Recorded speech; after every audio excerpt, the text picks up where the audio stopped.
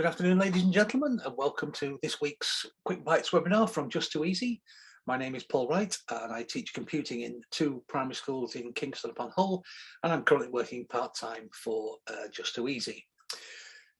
With me here today is Alistair from Just2easy, and he'll be manning the chat lines. So if you do have any questions as the webinar progresses, please direct them to Alistair, and he'll either answer them there and then or save them for the Q&A at the end. So this is an introduction to Jit Paint, and we'll do it in about 15 minutes or less, and we'll just cover those points that they are on the board. And the last one's interesting, it's kind of bending it to use it for something it wasn't originally designed for. Anyway, whilst looking for some examples of pupils' work, because I don't do all the teaching of computing in this school, I came across this one, it's Picasso, and I thought, oh, I rather like that one, so I put it there for fame and fortune for a Year 2 pupil. So if you're new to J2E and Jit 5, you'll be able to access Jit Paint from either that menu button there or the tile on your launch page, which won't be the same place as mine. I moved mine around, but it will be there somewhere. And then once you've gone in, we're looking for this button in Jit Paint. And without further ado, let's crack on with the tour. So here we go, Jit 5. So it defaults to right, so you need to click on blue. And it presents us with a blank, which is not very exciting, but all these scenes, and as you click on one, the clip art library changes to something that is appropriate. So we go to the park, we'll get Mini Beasts clip art, but for this little demonstration, I'm going to use the jungle scene. And later on, I'll show you how you can collect your own. Okay, so we're just going to scroll down to, I think I've just gone too far. There we are, the jungle. Okay, so we're presented with some appropriate clip art. So all you need to do here is to enlarge, reduce in size, and flip it round, and that is absolutely fine. And all you need to do is to place your animal where you want it to go, click, and it will remain there. And if you do click twice and you get 2, you don't want it, then the undo button will do exactly that. It'll undo your last mistake. And you can come through here now and select different animals that have been provided by J2E. And again, we can do a resize. We'll pop that somewhere up on the hills in the far distance. And we can press on like that. Now, there's nothing to stop you or a child going into a different category.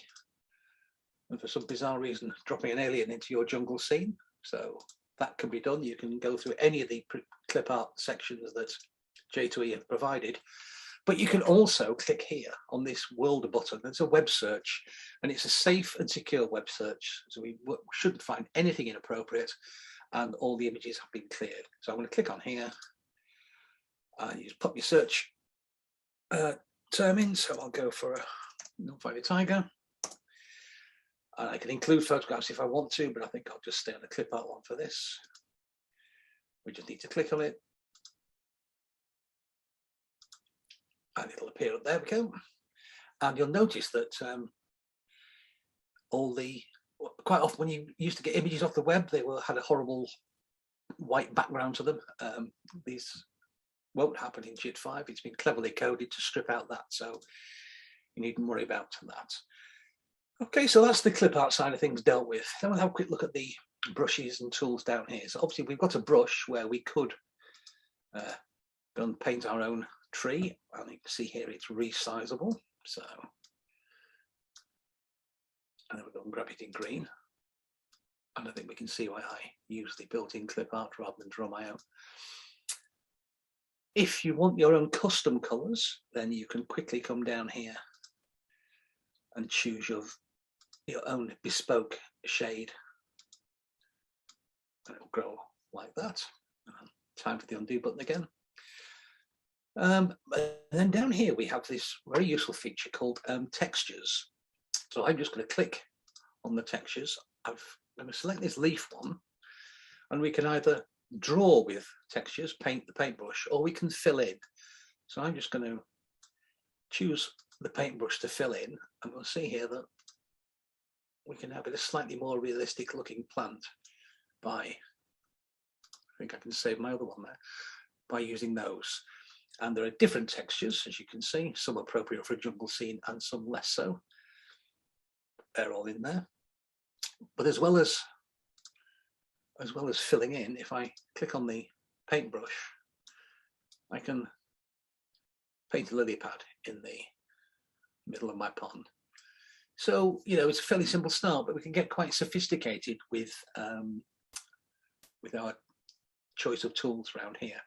And obviously there is a rubber, so you can rub things out if you don't like them.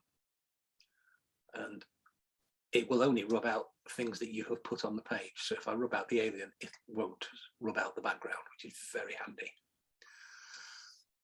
Okay, obviously I can title it if I want to. It's not necessary for younger users, but I can do if I want to.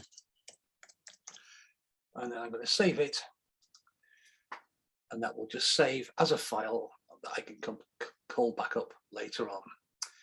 Okay, now what you can also do is if I click here and save it as a GIF, sorry, not a GIF, an image, it will save it into my files. There we go, as a completed image, and I can do things like if I want to, I can use it in another package. I could do that, you know, maybe you could design your own background scene for coding. So that is what that button does there. Okay, so, oops, sorry, let's come back here. So when we start up, not only can we search the web here for images, when we start up here, if we click on pictures, we can go through these buttons. So these are images in my library or the children's library. That will be any images that has been shared with you. So you can see some pupils have shared some work with me here. So I can use any of those as a background. But again, I can go across to the web and I can search for picture of a forest. And I can click on any of these.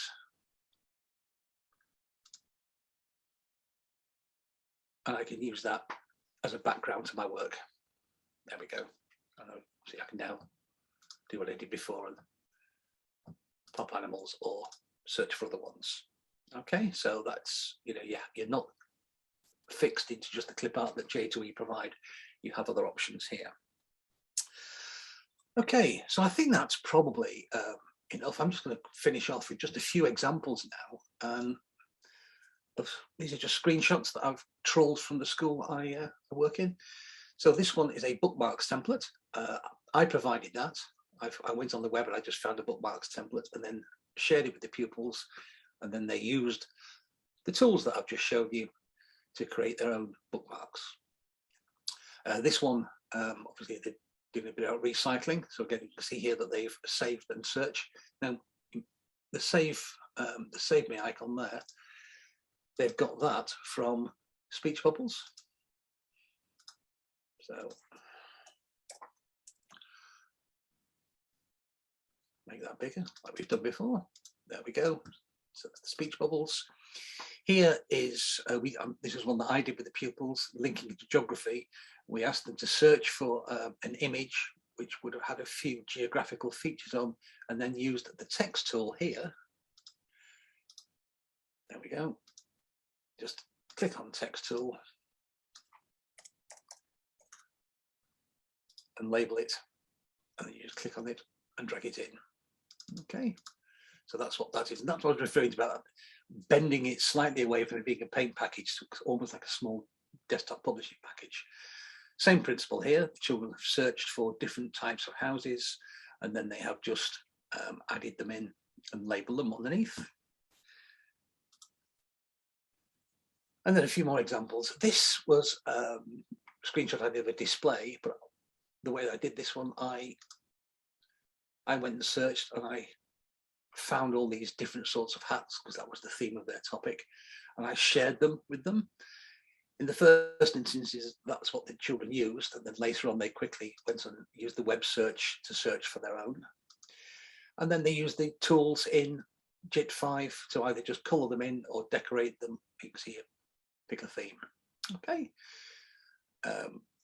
Again, someone has shared a map, and then the children have used the fill tools and or the brush tools and the clip art to give us a little information sheet about the Vikings.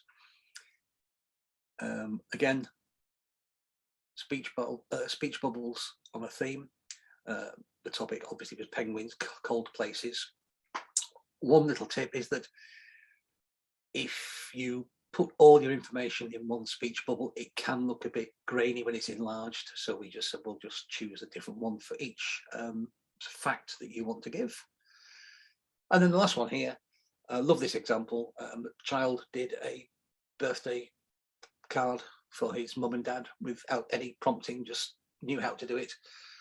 And I thought that's really great. I said, wow, why have you got both mum and dad on there? And coincidentally, both his parents have the birthday on the same day. So at least he can save on a card. So I hope that's given you enough information to get you started with JIT 5 and a few examples. This webinar will be published fairly soon to this Just2easy.com news. And then if you click on Quick Bites, you'll see all the quick bites that have taken place previously. This one will be joining it here soon. You can always come back and dip in and watch it again. So last thing that needs me to do, Alistair, have there been any questions from any of the attendees for this session? Thank you once again, Paul. Brilliant job there. Great work. And thank you for taking us so swiftly and easily through the Jit Paint tool. There aren't any questions on the chat. What I would like to remind people of, if you could just go back to the just2easy.com news page there a second. We're really looking forward to the next few sessions of the upcoming live seminars that we've got. These quick bites, if you are looking to get into coding, if you're wanting to get your children on board with coding, there are some really great sessions that you can't afford to miss coming up very soon. Next week, the week after, and a couple of sessions after that, we're starting to work on sprites, coding, and animating sprites.